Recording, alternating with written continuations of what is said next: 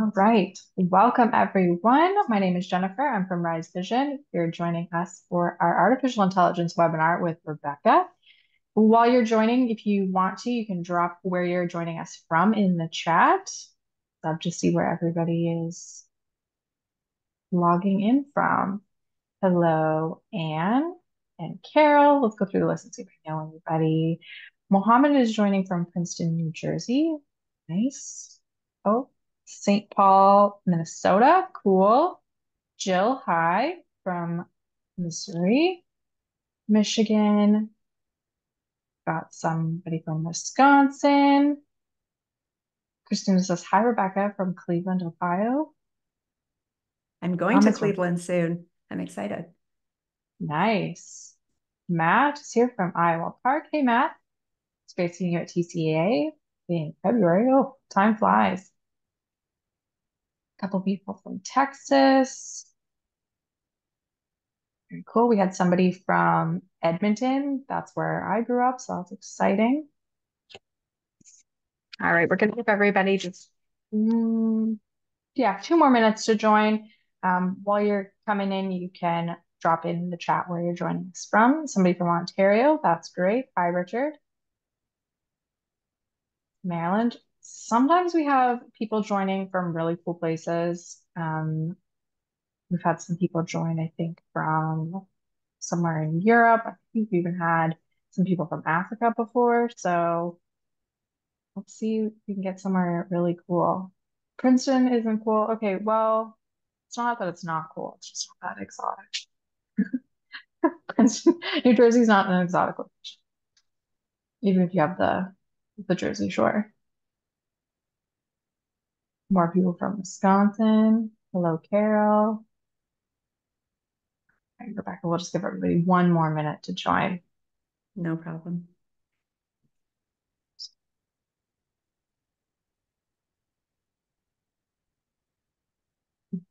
Mhm. All right. I am going to turn it over to you, Rebecca. So take it away. Thank you. Thank you so much for having me. I'm so excited to be here.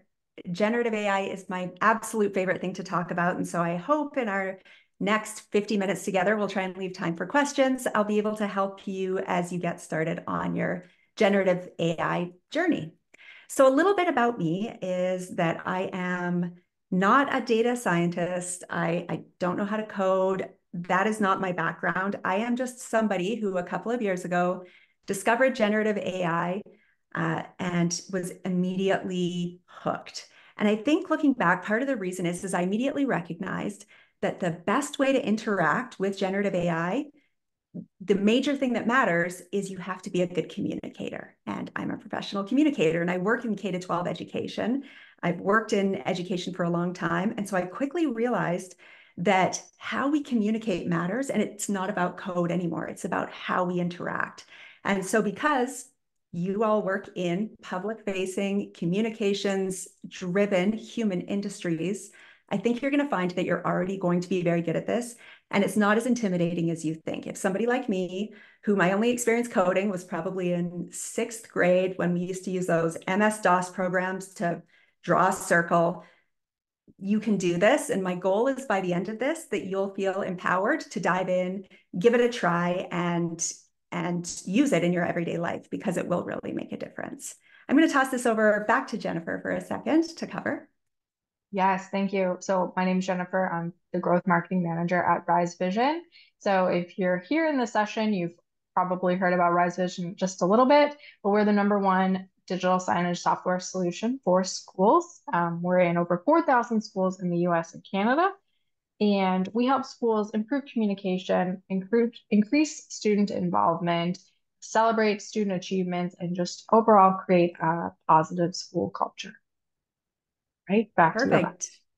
Thank you. And generative AI is going to be able to help you in combination with something like Rise do a lot of these things in partnership with, though, not replacing. So as we get started here, I want you to think a little bit beyond today and consider the fact that the kids who are starting school this fall are going to graduate in 2041. And they are never going to know a world without generative AI. This is going to be a part of their everyday life. And in education, our mandate is to prepare students for the world that they are entering. And that foundationally starts with us understanding more about the world that they're going to be entering and what the workforce is going to be looking like in 2041. So Rise actually did a little bit of market research on how schools are currently using generative AI and AI. And their research really does align with a lot of what I'm seeing and hearing at a lot of the presentations that I do for school districts, superintendent groups, people who work in various sectors in education. And really, the landscape is that a lot of people kind of have heard of generative AI, they're familiar with it in a lot of different ways, using it, maybe not generative AI, which we'll talk about in a minute, but other artificial intelligence types that are powering personalized learning and some of the platforms we use. But there's a lot of challenges that people are running into with generative AI, and we're seeing this everywhere. There's a huge gap between the people who know it and people don't know where to go to learn more about it and don't really know the best way to use it. So I'm hoping to share some of that with you today, but because really it is a mixed landscape right now. If you feel like you're behind, you're not. Everybody's still figuring this out. It's an evolving landscape. It's very, very early on. And so the fact that you're here trying to learn more and trying to understand it better is a really good sign. And I can tell you that this is very, very evolving right now. And so you are still early. You're not too late to the party. Now is a great time to be getting started. So as somebody who is a writer, is in communications, I always think about literature and literary devices. And as I think about your generative AI journey, I think about this hero's journey that we see in a lot of movies and books, this narrative arc, if you will. You'll see it in Star Wars, Harry Potter, the Barbie movie, if you saw it. But it's this idea of a hero's journey. So somebody lives in an ordinary world within their comfort zone. They get a call to adventure. And at first they're like, nah, that's not for me. And then suddenly a wise helper or somebody who knows more than they might know, sees a bigger picture, comes along and helps them enter into the unfamiliar where they grow, they learn through experiences, they fail a few times, but then their hard work ultimately pays off and they return to their regular life, the same life, only a little bit better and changed. So I want you to think about your journey to generative AI adoption in these terms. This idea of your life has been a certain way, the way we communicate, the way we work in education has been a certain way for a really long time. Education is the oldest, most traditional storied institution in the world, and we're comfortable there. But we're getting this call to adventure with generative AI. Things are about to change. And so, like today, we're looking to people who like me, who maybe ran ahead and scouted out the trail and can kind of tell you where to step and not step to help you figure it out before you kind of enter into dabbling into some generative AI in your regular life, experimenting, learning more, trying things that don't work, which I do all the time. And then it will start to pay off and you'll look at the world differently and it'll change a little bit about how you work. So today, I want to cover some of the basics. You may have been to AI webinars before, and so the basics might be a review. It's going to be pretty high level. We'll talk a little bit about what the landscape looks right now, some strategies that you should implement as you start on your hero's journey, a few of the red flags you need to be aware of along the way, and then we'll kind of wrap it up with some next steps, and Jennifer will share a handout with you afterwards that has some of the links of the things I talk about. So with that said, let's cover some basics. So in 2002, a small tech research firm operating out of a repurposed mayonnaise factory launched a product called ChatGPT. You may or may not have heard of it. But what's interesting about this is the night before the launch, the company president, Greg Brockman, had drinks with the team and he predicted that it was going to be a low-key research preview. He predicted they would maybe have one Twitter thread with maybe 5,000 likes, but it wouldn't gather a lot of attention. And so all they did was launch ChatGPT with this tweet. There was not a big marketing splash. You can tell even by the name ChatGPT. It's like they didn't really probably invest a lot in marketing at this point. But what happened next honestly changed the course of history as we know it. Not only was it not a low-key research preview, ChatGPT hit 1 million users in 5 days, which, looking at this chart, you can see all of these companies and how long it took them to reach a million users. This was unprecedented. It hit 100 million users just a few weeks later. It was nothing like anything we'd ever seen. And for a lot of us who checked it out on that first day or that first week or month, it was almost like magic. It was something nobody had ever experienced. So the basics of AI, artificial intelligence has been in your life for decades. Uh, AI is the science of making machines smart enough to do human tasks. It's a general purpose technology that you've already been using. So way back in the late 90s, let's say, if you had a Yahoo email account or a Hotmail account, some of the earliest versions of AI were classifying your mail, whether it was spam or not spam, automatically trying to detect things like that. And then around 2010, they came up with ways that they could teach AI systems or computers to label. They would teach it through labeling data. So saying, this is this, this is this, this is this, and having it categorize. So for example, we saw that manifested in algorithms. If somebody watches this true crime series on Netflix, then automatically recommend these shows for them. If someone orders this on Amazon, automatically recommend that they also purchase these things. So this idea of supervised learning was huge, labeling things. Then we saw the rise of large language models and generative AI. So ChatGPT is a large language model, and they were able to train these AI systems on massive amounts of data without labeling it. They could just feed it into these models, and it could make sense of all of it and determine patterns and relationships between all the words. And this was made possible because suddenly computers were powerful enough to do this. And also, suddenly, all the information was kind of in one place because of the internet. That combination, that secret sauce, ended up being what made these large language models possible. So they would feed these large language models all this data, and then they would test it and have humans come in and refine the responses, whether they were good or bad, to kind of train these models to be better and better, which is how we ended up here today. So large language models are part of a generative AI. So generative AI are AI systems that can make brand new things, generate brand new things. Large language models are a branch of generative AI that can write things, brand new writing that has a combination of everything it's ever been trained on. But generative AI is also videos, images, audio. And so I'm going to show you a few places where you've probably seen generative AI right now, and a few things you might want to try. So the landscape right now, what's out there for generative AI, for example, something like image generation. So Midjourney is an image generation platform. I generated each of these in probably 10 seconds each, just with a single line of prompt. So make me, this one here is a watercolor of the Waterton, Alberta mountains, which is where I live. Or I was doing something about crisis communications in a pencil sketch, or a retro vintage superintendent, or something surreal kind of realism with a robot wearing a crown. You just type in a line and it generates something brand new for you.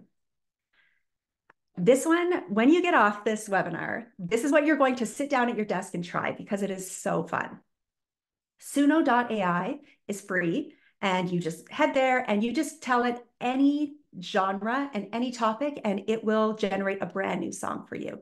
And they're like catchy, they're upbeat. I don't know if there's anything you're going to add to your workout playlist, but it's a fun party trick and it's a fun way to see generative AI in action. So you could say, I want a country music song about a Rise Vision webinar that I sat in on a Thursday afternoon, and it will write it for you. It's a lot of fun, but this is an example of music generation.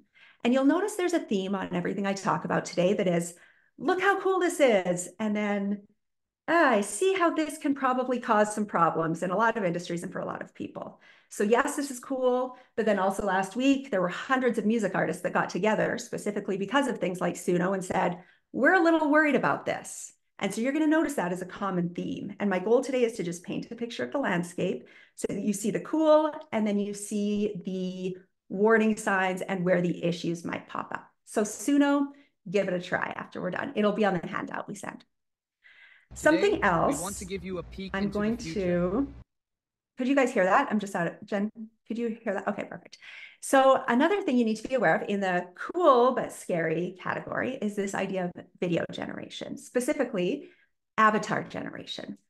So I'm going to let this run for a minute and have you check out this guy who is not a real person. Well, he is a real person, but he just took like a 15-second video clip of himself. And this is now his avatar. He is typing in what he wants his avatar to say while he's walking along a university campus. That's what he's typing. And then it automatically will generate this video of him. You can use HeyGen to create UGC-style content, even while people are in motion or moving their hands. You can even hear the background noise. Create a training video with specific tones and gestures. So when you think about the implications of something like this, I could be laying in my bed in my pajamas and then have an avatar of me looking polished and talking to people like they're real people. Cool, but scary. Another use of this that we see is there was an interview that was done with Tucker Carlson and Putin, and somebody took and they automatically dubbed his lips and his voice to sound exactly like him speaking English, and his mouth moves speaking English with the translations. And so it looks like he's a fluent and sounds like he's a fluent English speaker. So again, the implications for education for this are amazing, to have real instructors delivering content and lessons in native languages to people all around the world in their own voices or in podcasts or in videos. But we're going to talk in a minute about the major risks associated with this. For example, if you're a superintendent and somebody grabs 15 seconds of your last public service announcement off of YouTube and uses it to create a video of you called a deepfake, this is going to create some major issues. And the challenge then is, how do we address these issues? How do we prepare for them?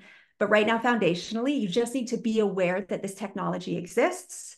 And then we can start coming up with what to do next about it, because we know legislation moves slow, technology moves fast. And so we're going to have to understand it and figure out how to come up with ways to mitigate the risks associated. This is a really brand new version of technology. This is Sora. It's also by OpenAI, but this is AI video generation. So all OpenAI did was type in these prompts that are along the bottom of the screen: a Chinese Lunar New Year celebration with a Chinese dragon, and this is completely AI generated. None of these people are real, and they were able to generate very real-looking videos with one sentence of text. Again, going back to that idea that being an effective communicator, knowing how to write things to get the right ideas across to get what you want, is a critical part of this. But when you look at the quality of this, you can see why people like Hollywood are freaking out about generative AI. Tyler Perry just put an $800 million Hollywood production studio on hold because he saw this and thought, well, now I never have to take a team to Tokyo to do a shoot maybe, or what does this mean? We don't know. And so we're all waiting to find out. But the fact that this is possible now is something you need to be aware of. So I'm going to show you this type of AI too that's widely available. You can have it right now. And just so you're aware of what multimodal AI looks like. So here we go. You may have seen this. This has been around for about 6 months, but with ChatGPT app, the paid version of the app, $20 a month, you can take a picture of anything and say, hey, how do I do this? Or tell me about this picture. So this person says, hey, how do I lower my bike seat? ChatGPT tells him. And then he uploads a picture of his toolbox and his instruction manual and say, based on my toolbox and my instruction manual, do I have what I need to do this? And ChatGPT looks at the toolbox and says, yes, it's the fourth tool down on the left and it's marked with DeWalt. It has a red handle. You're going to do this. And based on the instructions, here's how you're going to use it.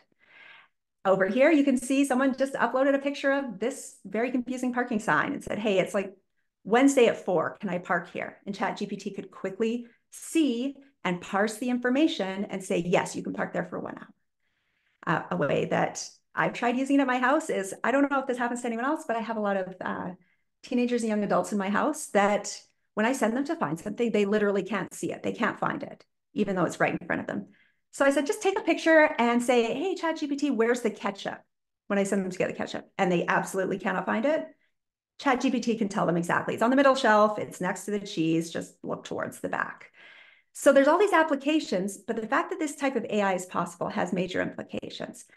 In an education setting, a student can upload a picture of a diagram of a heart and say, explain this to me like I'm 5. And it can explain the diagram to them in a way that makes sense to them. And when I say that it can see, hear, and speak, the audio version, the app of ChatGPT can have voice conversations back and forth with you and explain things to you in any language and translate and really real sounding voices. So if you're interested in experimenting more, download the ChatGPT app and play with the voice conversations feature. And then the multimodal uploading pictures type thing is available on the $20 a month version. This is, again, this voice conversations. I wanted you to hear what it had to sound like. So I'm just going to fast forward through here. World War, I must admit there were moments of concern and tension, but I wouldn't say I was scared. So he asks here. Fire away. Winston, were you scared during the Second World War? So it takes a minute to think. During the Second World War, I must admit there were moments of concern and tension, but I wouldn't say I was scared. It was. So he's having this ChatGPT. He told it to act like Winston Churchill, and now he's asking it questions about the war. This user here, and so a good opportunity for how you might want to use it in your everyday life. This guy says that he, at the end of his workday on his way home, uploads or opens his ChatGPT and rambles through everything that he worked on that day and where he left off on all of his projects. And then ChatGPT spits out an organized outline for him to review in the morning to pick up where he left off. So it takes everything, synthesizes it, organizes it, helps him figure out his priorities, then it just spits it out for him to work on the next day. So a lot of really great productivity tasks. These are a few of my favorite AI tools, and I'm trying to figure out, I don't know if we'll have time to touch on them today, but I have included links for them. ChatGPT is a great one. Google Gemini right now is excellent for a lot of things, but specifically for giving you written content or brainstorming with. Midjourney makes images. Grok is embedded into Twitter, so it's Elon Musk's AI. And a lot of people are like, oh, this isn't that great, but I'll tell you why it's great. Some large language models like ChatGPT, Gemini, Claude, they are trained on tons of data, but they have a knowledge cutoff date. Grok, when you ask the Grok AI a question, you can say something like, tell me what people are saying in Washington State right now about this issue. And it will pull all of the tweets in live time about that issue and write you a summary of what people are saying right now. So that real-time environmental scanning and data analysis, if you want to know how people are feeling about a topic, actually comes in really handy. You will really like Perplexity. And if there's one tool I could encourage you to try after we're done today, besides Suno, but that's just fun, it would be Perplexity. Perplexity is a search engine, kind of like Google. I haven't used Google in a long time. But what makes Perplexity great is that it pulls all the source links for you automatically, and it can search specifically published academic journals and return the results for you, YouTube videos, and pull the actual part in a YouTube video where it talks about things.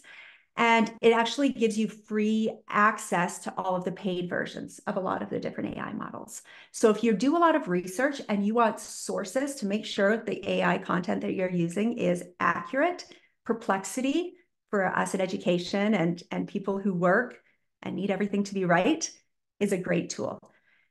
Claude 3 is probably the one I use the most right now for a regular large language model. It's one of the best available.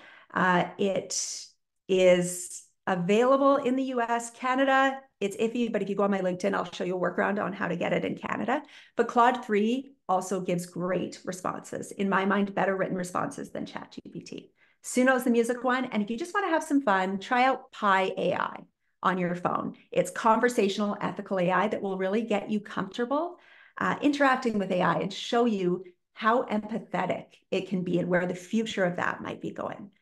I realize I'm throwing a lot at you right now, and it's okay to feel overwhelmed. Just pick one of these tools that kind of resonated with you, write it down, try it later, and start there. So now I'm going to talk to you a little bit about some strategies on how you actually use these tools after you download them, after you create an account.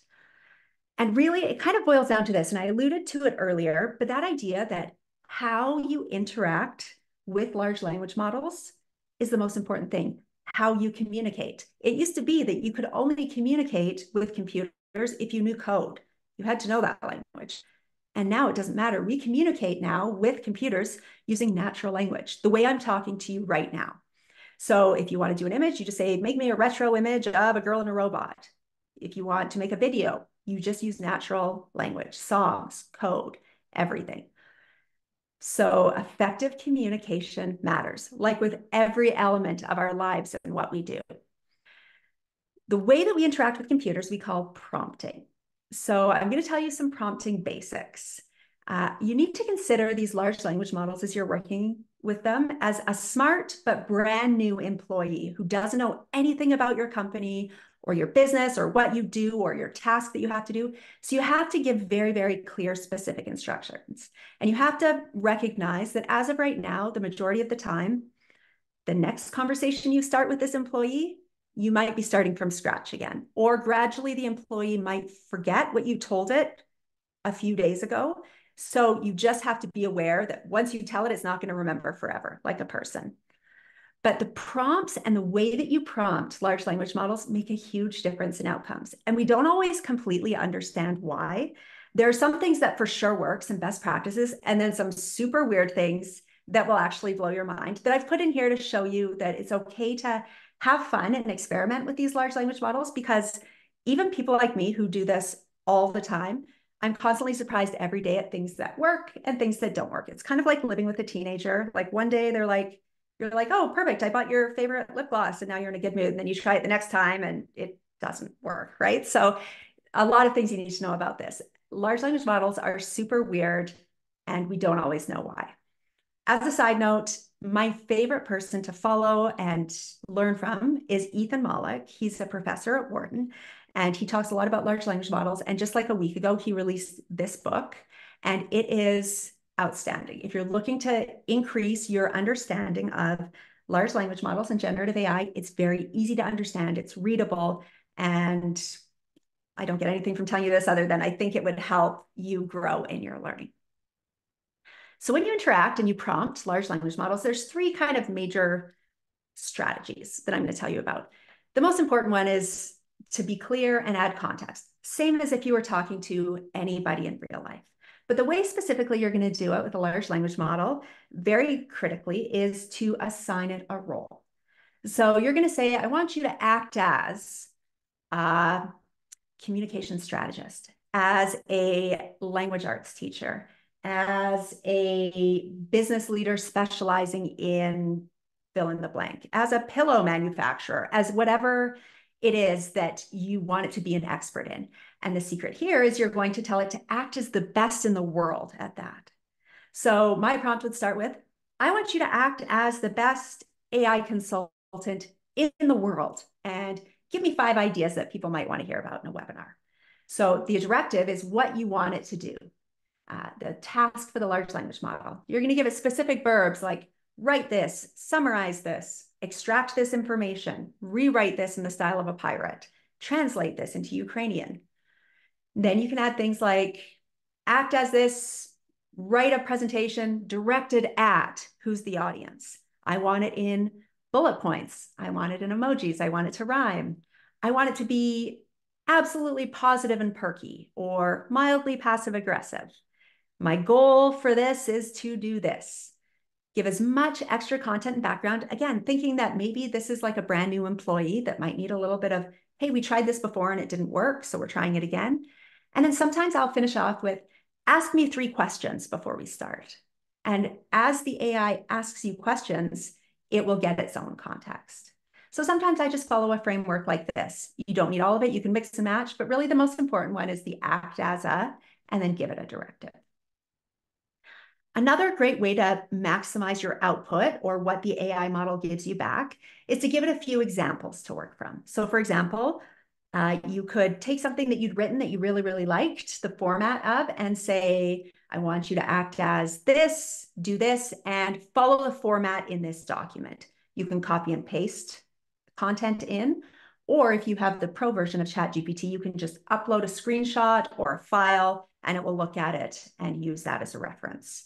If there's a specific writing style that you really like, you can have it describe the writing style to you and then, or emulate a writing style. If there's a certain format, if there's a rubric, let's say that you want to follow or a specific structure or to understand something in a specific framework, you just give all of these examples in with your prompt. That's called few shot prompting. And then finally, chain of thought prompting is kind of one big prompt. You have a few options. You can either say, I want you to do this, and then it will do it. And it'll say, now I want you to do it again, but add this to it. You have these back and forth conversations, or you can just give it one big prompt. So first I want you to do this, then I want you to do this, and then finally I want you to do this. So for example, this might look like one of my favorite ways to use AI, because I actually don't use it for writing. I like the way I write. I like the way human writing sounds, but I do like to use it as a thought partner. So this would be an example of chain of thought prompting in a way that I use it. I have it assume the role of my debate partner and adopt the persona of a specific type of parent I might be interacting with. And I will give it a task. You need to argue with me about this. And then here are the steps I want you to follow. Take a minute to understand. And I want you to just put a bookmark there. Take a moment to understand the context. We're coming back to that. And then I wanted to develop arguments that are consistent with this. Make sure your arguments are like this and maintain a, and then I hit enter and I have a back and forth role play engagement, either verbally or through written text, that allows me to get both sides of an issue, understand a topic better, maybe gain empathy for somebody in a different situation. But using it as a role play partner makes it so that I don't have to wait till I have a real person to debate with or bother someone late at night or try and just get one side of an issue. It actually gives me a more nuanced understanding. So you play with this, you experiment, you see what works and what doesn't, and you're growing and learning the entire time. So it ends up being a really great opportunity to have it as a thought partner. You can do this on ChatGPT, you can do it on Pi, you can do it on any of these large language models. All of these prompting strategies will work. Some platforms are better at certain things than others, but you don't know until you try, and you'll find your favorites for different things. Now, I mentioned you always need to start with a role. For example, this I said, you're the best central board manager at this school district, and you have specialized expertise in educational leadership, strategic planning, stakeholder engagement. This is the beginning of my prompt. And listen, I get it. That is a lot of work. And don't worry, you don't have to write all that. I'm going to show you a shortcut. But this is the idea of using a lot of keywords in your prompt to make sure that it's an expert in a lot of things. You'll get way better outputs than if you just put act as a superintendent and do this, or act as the best superintendent in the world with specialized expertise in all of these things. So that makes a difference. The amount of context and keywords you use makes a difference. So if you get tired of starting from scratch every time and writing all of these prompts out, what you can do is within ChatGPT, you can customize your ChatGPT. So in your settings, you'll go to Customize ChatGPT, and you can give custom instructions of who you are, what you do, and how you would like ChatGPT to respond every time. Something that is in my personal custom instructions is I hate every letter that ChatGPT starts. It says, I hope this email finds you well. I hope this letter finds you well. Everything. I specifically say in my custom instructions, never, ever, ever start any communications with any form of I hope this finds you well. And so for everything I ever write in ChatGPT, it will follow these instructions. So that's a way to kind of create an opportunity that if you want it to act like you and what you do, or think like you, or respond in a certain way, you can pre-program it to do that, which is great. It's a great shortcut. And I have an even better one. Now, this is available only on the paid version of ChatGPT, but I'm telling you, like, try it for 1 month. $20. It is the best money I've ever spent in my life. I would probably pay 10 times that. If they jack the price, I would pay it. It's amazing for so many reasons, which I wish I could get into. But one of the best features is custom GPTs in ChatGPT. And what they are little pre-prompted mini versions of ChatGPT that are really good at different things. And you can build your own. When I say build your own, you don't have to like build a computer program and no code. You just tell it what you want it to be good at, or you can use some pre-programmed ones. For example, I'm going to tell you right here, these are some examples of some of the mini GPTs that are available. There's one that's specifically from Khan Academy that's a tutoring one. There's one that will create a range of academic questions from PDFs. There's one that's specifically programmed to be the best travel guide in the world. There's one where you can upload pictures of your plants and it will tell you exactly how to take care of them or what's wrong with your plant. There's one that will instantly make coloring book pages for you about anything you want. There's one that'll explain board games or card games at any level. This one I use all the time. It explains Gen Z lingo to you because honestly, I can tell I'm getting old because half of what they say makes no sense, but this translates it into elder millennial for me. And then there's always also, you need to be aware of in education, GPTs like this that will make it so whatever you write is completely undetectable by any AI generation software. But the one I think that you'll like the most is this one that's called a UR prompt snippet generator. So all I did to create that persona is I just said, you're a central board manager at this school board, and it completely wrote my persona for me. And all I had to do was copy and paste it into a new prompt. So these mini GPTs give you some of the shortcuts that allow you to develop more detailed prompts. So play around with GPTs and specifically this UR GPT. I'll send you a link to it after. Again, you're just going to experiment. You'll find lots of things you like and that work for you, but this is a great shortcut to make your outputs even better. Now I'm going to tell you about some of the funny, quirky side of prompting. And I really want to emphasize, like, prompting is fun. It's kind of like interacting with a brand new person and learning about them and learning what works and what doesn't. But Cornell University did this study that's called the unreasonable effectiveness of eccentric automatic prompts, which really is just like fancy words for LLMs are super weird and we don't know why. So let me give you a couple examples. I don't know, and I like being in a room because I like seeing who remembers the old Charlie and the Chocolate Factory, like the OG from the 70s. But this idea of manipulating prompts to get them to do what you want has actually been around since 1971. And I'm going to show you after this and see if you can identify how this guy is trying to get a good output from threatening and bribing the machine. And as time passes, the men who seek them become more and more desperate. Gentlemen. So here's the context. This guy has developed a machine that can help them find the golden tickets to get into Willy Wonka's chocolate factory. I know how anxious you've all been during these last few days, but now I think I can safely say that your time and money have been well spent. We're about to witness the greatest miracle of the machine age. Based on the revolutionary Computonian law of probability, this machine will tell us the precise location of the 3 remaining golden tickets.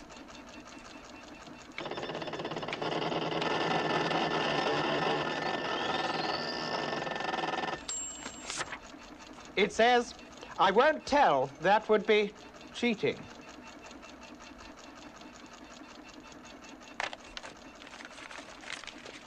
I am now telling the computer that if it will tell me the correct answer, I will gladly share with it the grand prize.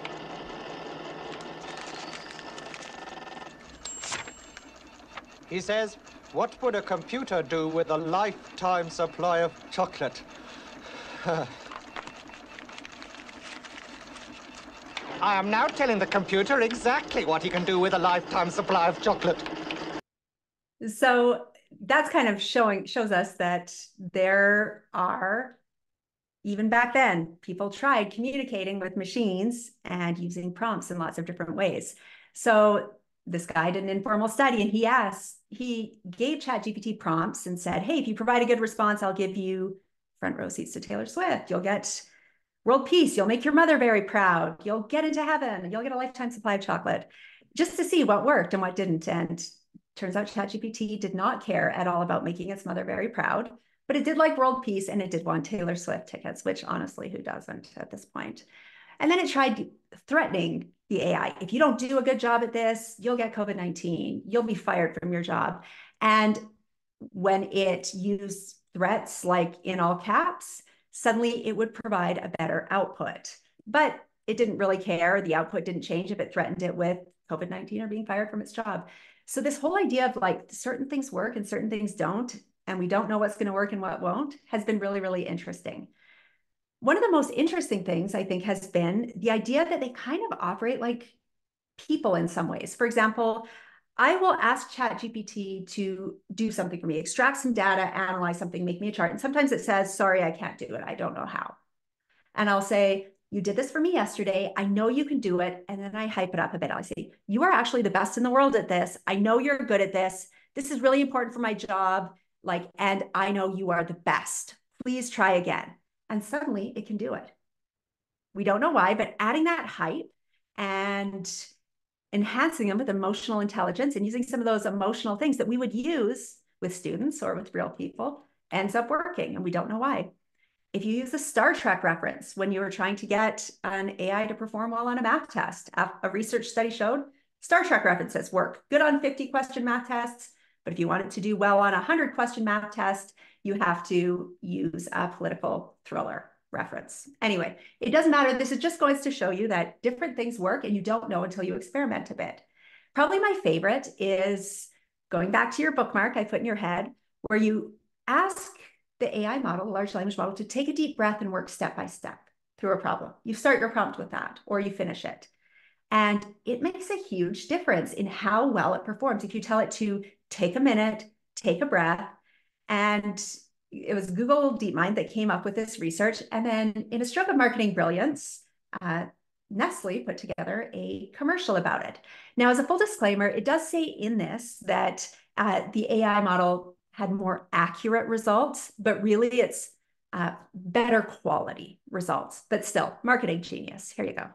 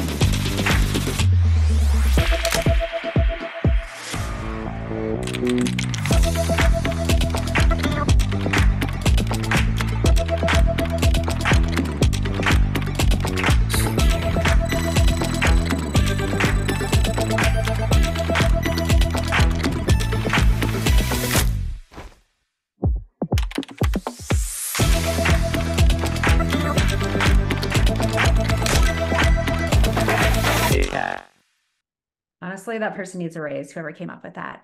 But that idea, again, of AI, large language models, kind of operating like people, right? If you ask me a question on the spot, I can give you an answer. But if I have a minute to take a breath and process, maybe draw on some of my training or my knowledge, I give a better response. And so that's something great to include in all of your prompts as well. So the moral of kind of this prompting story is to just practice and experiment and have some fun. There's no wrong way really to do it. Just everything, and this is how I learned from the very beginning, just everything I did, I was like, I wonder if AI can help me with this. And I would just try and I would say, hey, I'm doing this. Can you help me with this? Or act as this and help me with this. Take a deep breath. And in the follow-up from this session, the handout we'll send you, there's a couple of really great prompt libraries that have pre-written prompts that you can just take and plug in and play with. And I'll send those out afterwards.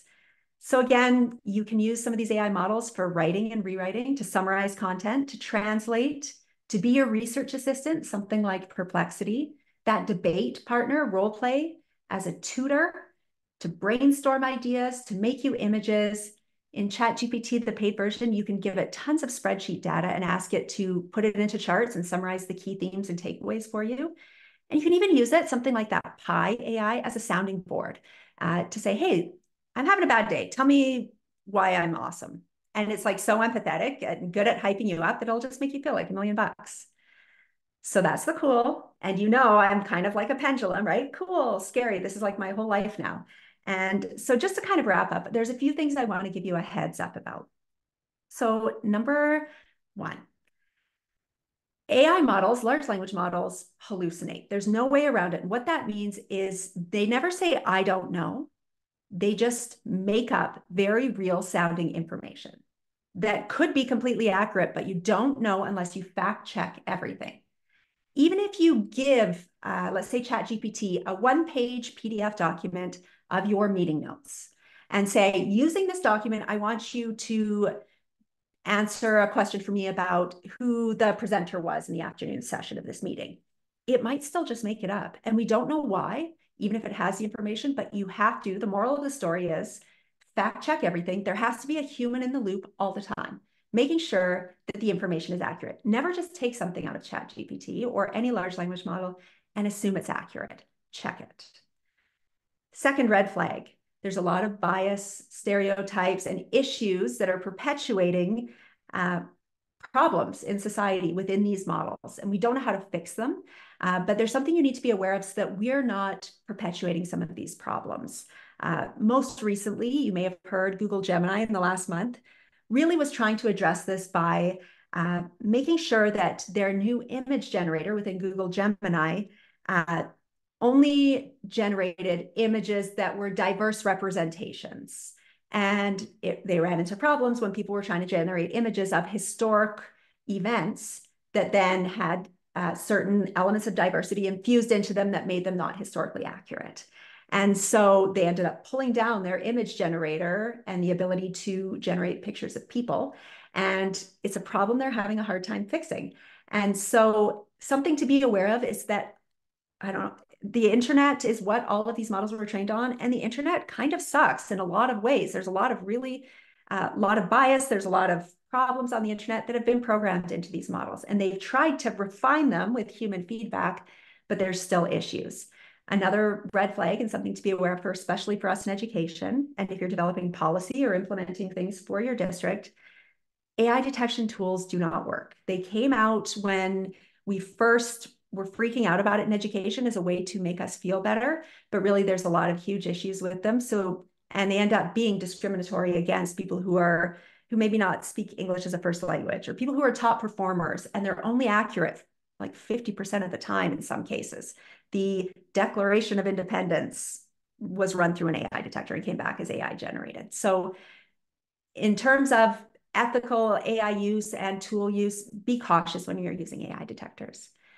Another big one that I'm sure you're all thinking about and your number one concern is this idea of bad actors, which are people using technology to do bad things, making deep fakes of people, deep faking voices, which are very, very easy to replicate. Someone could take my voice from today or my image and release something that looks like me and sounds like me, doing something I would never do. And there's no way to really detect anything AI generated reliably right now.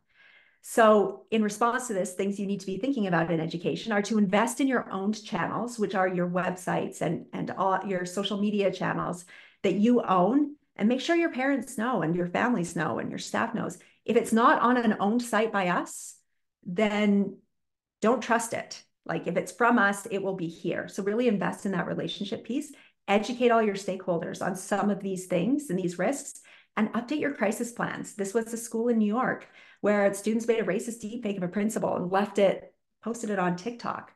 And what is your school plan for if something like that happens? And knowing that that's a possibility, how do we move forward? Another big one, top of mind for a lot of people who work in education, is the idea of privacy and data security. And my best advice for you in a nutshell, and I do entire seminars just on this specifically, but protect your information. The bottom line is we don't know what happens to your data when you push enter on a large language model. So I hear about people who are like, AI did my taxes. And I'm like, I don't know. I don't know how I feel about that.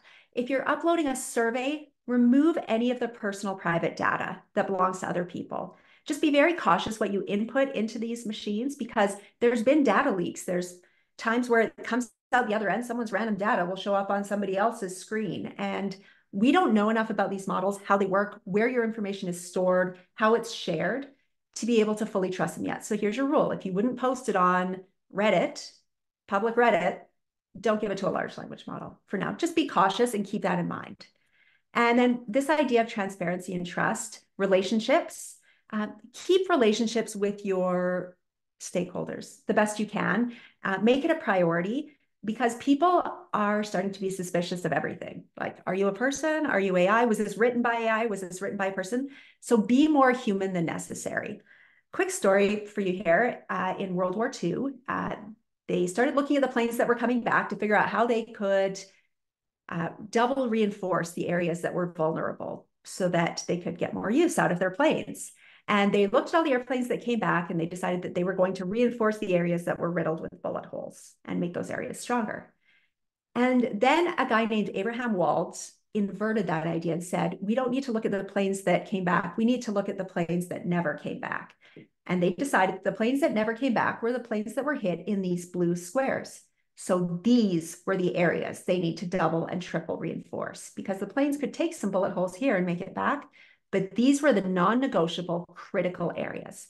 And I'm here to tell you that it's time that we double reinforce and invest in the relationships and the human factor. Those are those blue rectangles that are critical to everything that we do.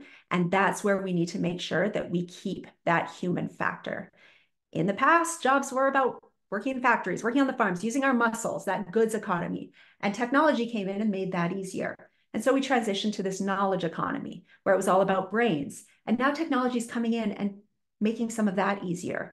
So we're going to see this movement into a relationship economy where everything we do is going to be about the heart, and we're going to be craving that human connection and that human element more and more. And so it's up to us, especially in education, to invest in that.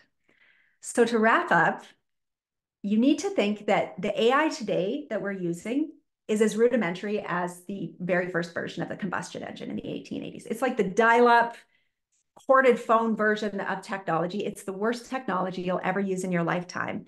It's just going to get better from here, and scarier and cooler and scarier, all of those things. But the kids that we serve and the students that we serve, this is a part of their life. And so we need to keep up so that we can help them get ready. So back to our hero's journey. You're about to cross the threshold, or maybe you're just starting in. You're entering this unfamiliar situation, but it's not going away. It's just going to become an increasingly big part of what we do in our lives that we need to understand. So your adventure starts now, and look to people to help you, read books, experiment, play with it, and gain those new skills. And you'll eventually complete that cycle. You'll work your way through. And just like in every movie you've ever seen, there'll be trials, there'll be hard things, there'll be things that freak you out, but keep working through the process and reach out to me with any questions you might have. I try and share information as I learn it. I'm on the journey, the same as you. I'm figuring things out as I go, but I'm happy to share with you anything that I learn along the way and answer any questions that you might have.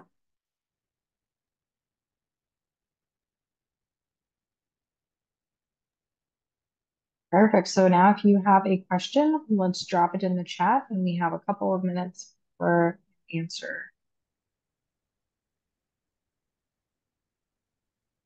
All right. Rebecca, what would you say to schools or to schools that are really relying on AI detectors? What would be your words of wisdom for them? I think it's the most important thing is to a couple of things, I guess. Make sure everybody who's using them understands the limitations, understands that number one, there's GPTs and there's tools out there that are specifically designed to get around AI detectors. Every Friday morning at 11, I have on my calendar, I write something out of my brain and then I run it through an AI detector, and I always get flagged as being AI generated. And so really being clear on why you're using them and if they're achieving the purpose that you want. Because the reality is most kids are using these, and your AI detector is probably just flagging the kids who aren't great at prompting or who haven't ran it through that software. So it might not be accomplishing what you want it to accomplish. And I think eventually we're going to have to look at rethinking how we test knowledge that in a way that is more process focused rather than focused on that end product, because that end product is really easy to duplicate by AI. And the reality is those AI detectors just are not a reliable indicator of whether somebody knows something or not. That would probably be my best advice. Okay, this question came in from an anonymous attendee, but without putting you on the spot, have you had or heard of any cautionary tales when relying on AI? Oh, so many, all the time. Yeah. Yeah, all the time. I know that early on there was a lawyer who used AI to generate some of his briefs, and I've done this, used it in a similar way before. You ask ChatGPT to find you references or websites or information, and then they don't exist. It hallucinates them. So this lawyer hallucinated case law that he submitted to a judge, and the judge was not happy. The case did not exist. I was doing a campaign on social media education for parents, and I said, generate me a list with ChatGPT of 50 links of informative sites parents might want to try, because ChatGPT is connected to the internet. And I went through them one by one, and like only 4 of them were real websites. But the other ones had a site, a summary of what it was about, the name of the organization. They sounded so real, but they didn't exist. So those would be cautionary tales. I think uh, people who use it to post on LinkedIn or social media, you can kind of tell, never for sure, obviously, but AI uses like a weird amount of emojis or like really random hashtags or sounds and structures a certain way. And there are just a ton of cautionary tales out there. Oh, hundreds. If you have anything specifically you'd like to hear about, I read about them all day, every day. But kind of the best way to Sports Illustrated is another great example. It turned out they had AI generated writers with fake bios, fake AI generated pictures writing their articles. And people completely lost trust in the institution and they declared bankruptcy. I'm sure that wasn't the primary reason, but it really undermined trust in the organization for people to know that they were just reading random AI generated content that was being passed off as written by a real person. So that's another kind of cautionary tale. Mm. Okay, I think we have time for one more question, but we are going to continue the conversation on LinkedIn. So I did drop in a link to a post on LinkedIn. So we can, if you have any other questions, you can drop them in there. But this one's really good from Alicia. How do you think AI will affect the future generation's brain with less of the writing process or the critical thinking process? Um, That's a great question. that's very I think interesting. I think that, and this example gets used all of the time, but we look back to calculators, for example, and people were like, "Oh, kids are never going to be able to do math again," and really, people are still doing math. It's just kind of advanced our ability to be able to do math, and we're still going to be critical thinking, but in different ways, maybe parsing through what's accurate and what's not accurate, and the processes of how we approach things. But then maybe writing isn't going to be the be all end all of the future that we thought it was going to be, because now we have systems that can do all the writing. So maybe we move to a more verbal type society, or maybe we become better at summarizing, or face-to-face conversation becomes the most important skill of the future. That we prioritize, and it's not necessarily about writing being the only way that we can demonstrate learning and knowledge now. We just move into a new way of doing that advances beyond that. And so it's hard to know. And I think about that all the time because people ask all the time, wasn't this going to make us lazy? But I think it will give us a unique, different set of skills. But also, I find myself gravitating more to human written content. I want that more. And so I think I've kind of come full cycle with, oh yeah, all this AI stuff is so cool. But now I'm like, I really just like face-to-face contact and oral communication, and writing I can tell was like written by a human. Like I kind of geek out when I see a typo sometimes now, which is weird for me because I'm a grammar nerd, because I'm like, oh, a person wrote this. Awesome. So I think we'll see kind of a shift in the value on written outputs as the be all end all, is the long way of saying that. Just Yeah, my thought process. yeah, very good. Yeah, I think it'll be very interesting. We continue the conversation for hours. So I dropped the link for LinkedIn again. If you have any questions, we're going to be on there answering some questions that we didn't have time for here. The presentation will be sent out. I'll send out a recording. Thank you so much, Rebecca, for joining. Thank you all, everybody who attended. I hope this starts a really good conversation about AI and how we can use it in schools. Great. Thank you so much, and we'll talk later.